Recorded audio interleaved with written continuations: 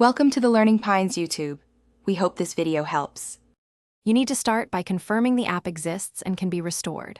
First, check iOS is up to date and that Messages is not offloaded or deleted.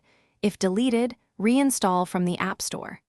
Next, swipe left through home screens until you reach the app library and type Messages into the search bar so you can see its location. Once done, verify screen time settings don't restrict app visibility, because hidden or restricted apps cannot be placed back on the home screen. Now move the app where you want it. Press and hold the Messages icon in the app library until a contextual menu appears. Tap Add to Home Screen for a quick restore.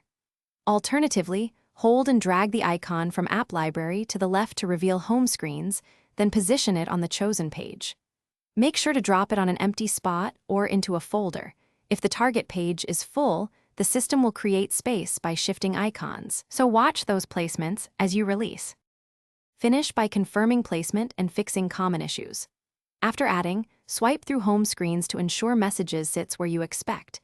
If it jumps back to App Library, restart the iPhone and try again. If icons act strangely, go to Settings General Transfer or Reset iPhone Reset Home Screen Layout to restore defaults, then re-add Messages. Make sure no device management profiles, guided access, or screen time rules are preventing changes. That single check will solve most stubborn cases quickly.